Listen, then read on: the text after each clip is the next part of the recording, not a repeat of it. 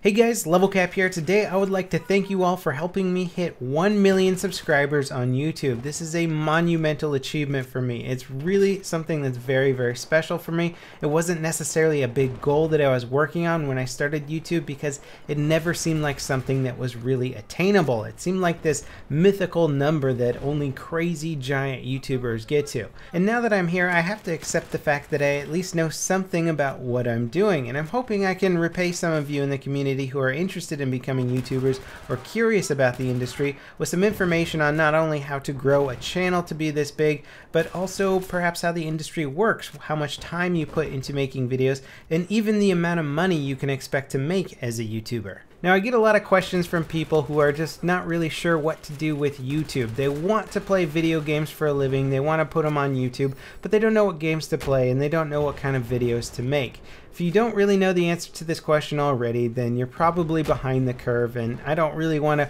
ruin anybody's dreams here, but it might not be the right industry for you. It's good to start with an idea ahead of time about what specifically you want to do. If your idea is that you just want to play video games for a living, then you're probably not going to end up playing video games for a living. You have to provide something that the community isn't already providing, or you have to do a better job of somebody who's already providing that service. For me, that was doing tips and tricks videos, strategy guides, and weapon reviews. This was something that I really wanted from the Battlefield community, and when I looked for it, I never found it, so I decided to provide the service myself. And within making that decision, I had to do a lot of self-analysis, which I would recommend to anybody who's deciding to get into the industry. Do you have the right personality for YouTube? Are you analytical? Are you funny? Are you well-spoken? You have to have at least one of those qualities, I would say, to be a good YouTuber. And if you're not being entertaining or funny, then you certainly better be a good gamer. Your skill should be top-notch, especially if you're doing analytical gameplay videos. Why would you want to watch a tutorial video from somebody who's not very good at the game?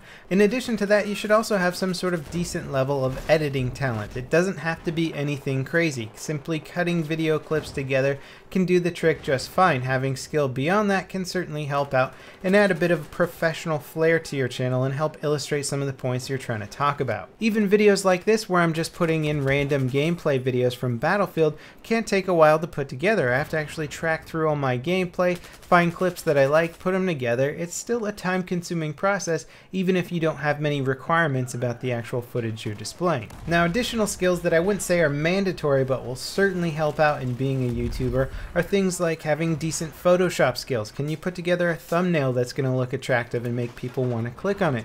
Do you have a decent idea for marketing? Do you know what search engine optimization is? Do you know how to title videos in an attractive way to get people to click on them? It also might just not be your time to become a YouTuber. A lot of people who are really good at video games are kids who are off for the summer, have a lot of time to play video games, and they think, oh, I should record my videos, post them on YouTube. Well, if you're really young and perhaps don't have a certain level of maturity, you're kind of limiting yourself in terms of the audience you can gain. To put it simply, if you're 12 years old and trying to become a YouTuber, your audience is probably not going to consist of too many people who are over the age of 12. It's just sort of a maturity thing, or people who find certain levels of humor, entertaining, or even analytical gameplay. It's going to be a little bit hard to captivate an older or more mature audience, and that's just the way it works right now. So if you are a very young person trying to get into YouTube, it's certainly good to study up, try and learn the skills that you might need for this position, but you might want to hold off on your big push or big hurrah into YouTube until maybe you get a little bit older. This is not a universal rule by any means, and I don't want to dissuade somebody whose heart is set on it, but it's something to really think about and consider. Another thing relating to maturity is, do you have thick skin? Can you take all the hate that's going to come your way once you get big on YouTube? It's inevitable. No matter who you are on YouTube, somebody is going to hate you for some reason. That's simply what happens when you put millions of people in a consequence-free environment where they can say anything they want at any time. Certainly not arguing against freedom of speech, but the internet is full of assholes, and that's just the way it is. It's also the reason why you'll see a lot of big YouTubers turning off their comment section, because things get so out of hand that they feel like the comments is just an area for people to say really hateful or crazy things just to get attention. Personally, I like to use my comments in a way where I can ask a question during a video and lots of people will answer in the comment section, and I can read through that and sort of get ideas for future videos or get a feeling for what the community's into. I'll again at the same time see a lot of hateful comments, but I've gotten pretty used to just kind of ignoring that. It doesn't get to me anymore. But if that's the kind of thing that gets to you, then YouTube could definitely get you down, and it might not be the right career path. Now, some of the points I just discussed are really the basic requirements for becoming a YouTuber. I would say get those nailed down before you even think about trying to do YouTube. If you're not good at a lot of those things, then again, it's probably not a good path for you. But there's a lot of other considerations as well. Can you afford to become a YouTuber? What does that actually mean? Well, YouTube is a huge time commitment, and it's not going to pay off right away. In fact, it may never pay off, but you have to be able to risk spending a huge amount of time on YouTube in the start with very, very little monetary reward. For me personally, I had just moved down to Southern California. I had enough money to pay rent for about 3 to 4 months before I had to think about getting a job, and I basically committed all that time to trying to run a YouTube channel full time. At the end of 3 months, I certainly wasn't making a good salary, but I could see the channel was growing fast enough that I knew it was going to pay off eventually. And during that time, I was spending about 70 hours a week working. If I actually had to break down the amount I was making per hour, it would have been very, very little, like $3 to $4 an hour for 70 hours a week. It's quite a lot of work for very little reward, but the reward really comes from watching the community support you and grow as your channel grows, and that's really where the joy comes from. It's also fun to do video editing. If you actually like video editing, then this could definitely be an enjoyable career. If you hate video editing, then absolutely do not become a YouTuber, otherwise it's going to be your biggest nightmare. Now, say you meet all the requirements I just talked about. You got the personality, you have the skills to back it up, and you really enjoy video editing. This isn't necessarily enough to become a successful YouTuber. Timing and strategy is a massive portion of becoming successful on YouTube. Growing a channel is not just luck of the draw. You often have to plan it around the success of a game. Luckily, I loved Battlefield. This was my game. This was my bread and butter. I knew Battlefield 3 was coming out, and I built my channel around the launch of that game. Luckily, it was a huge success and supported growing a giant audience for my channel. Had I been a huge Minesweeper fan and I put the exact same kind of dedication and time into making a Minesweeper YouTube channel, I definitely wouldn't have been as successful. There just isn't a big enough audience out there who really wants to watch intricate Minesweeper strategy day after day. And it's really not hard to see how certain videos have just launched YouTube channels. Minecraft, for example, has created many, many giant YouTubers. Call of Duty, very, very popular game, very popular YouTubers playing the game. World of Warcraft launched a lot of YouTube channels as well. It's certainly a good strategy to try and build a channel around one specific type of game, but if you do want to be, say, somebody who does generalized gaming reviews, it is possible to build a channel that way. I'm not as experienced with that, but I do know it's a much harder road to follow, and you have to be extremely strong in the editing department and basically the personality department. And in fact, a lot of the big successful YouTubers that play a huge variety of games now started off playing only one single game when growing their channel.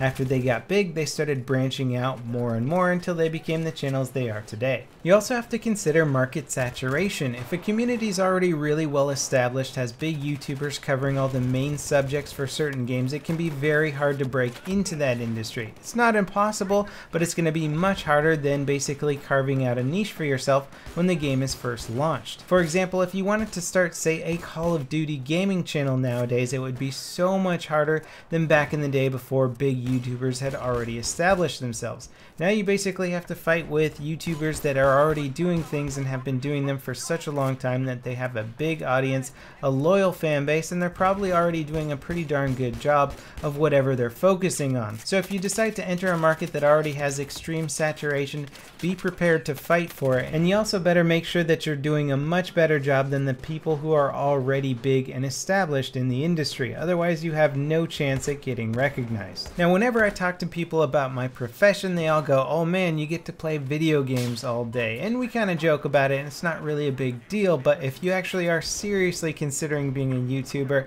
Playing video games is actually one of the smaller tasks that is involved. Most of your day is going to consist of editing, sorting footage, marketing, doing thumbnails, answering emails, setting up collaborative efforts with other YouTubers. There's going to be a huge amount of work in it that isn't even playing video games. Luckily, I've been doing YouTube for a while and I've done a ton of research on what different MCNs and different YouTube partners offer in terms of payment, and I can give you guys a pretty darn good estimate of what you might be making should you grow to be a bigger YouTube channel. Now, there's many different things that can factor into the amount of money you'll make on YouTube, especially the country that you're YouTubing in.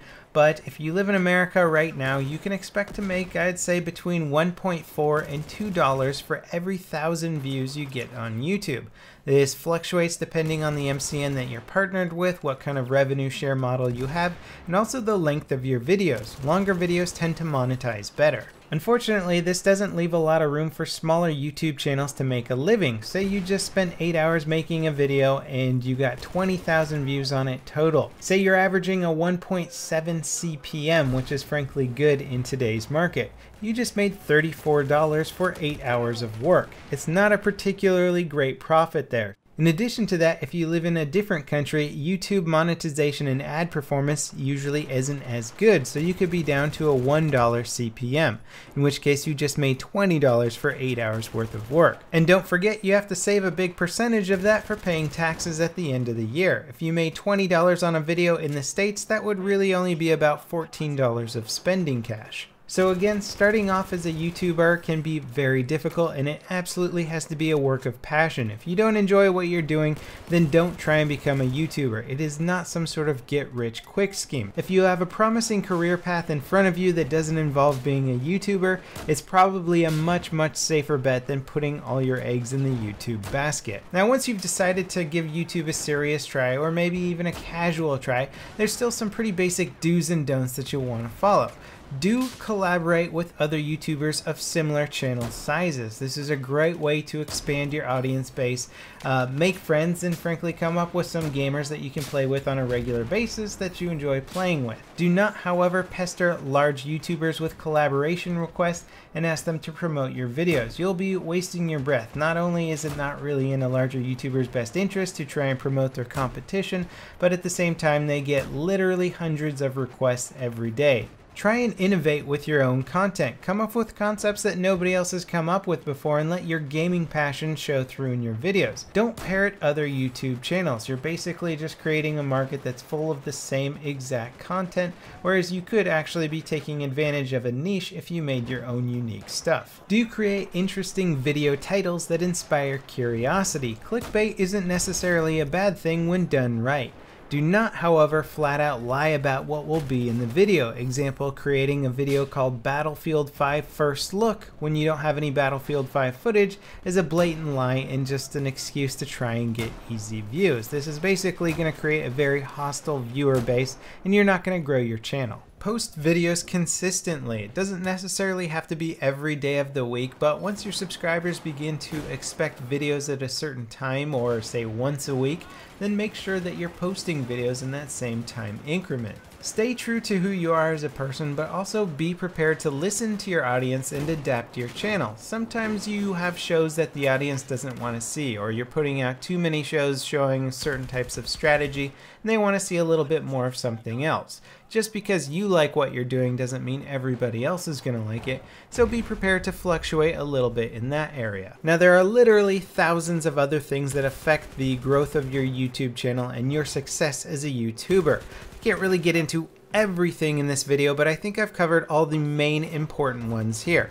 If you're not interested in being a YouTuber, I still hope you found this video interesting and perhaps it gave you a little bit of insight to what goes on behind the scenes. And for those of you who have been interested in pursuing a YouTube career, I hope this gives you some really valuable insights, or perhaps changes your opinion about whether or not you do want to pursue YouTube as a career. It's really not for everyone, and that's not necessarily a bad thing. So once again, thank you guys so much for helping me reach 1 million subs. I can only hope that I can repay you guys by making interesting, entertaining, and educational videos regarding video games.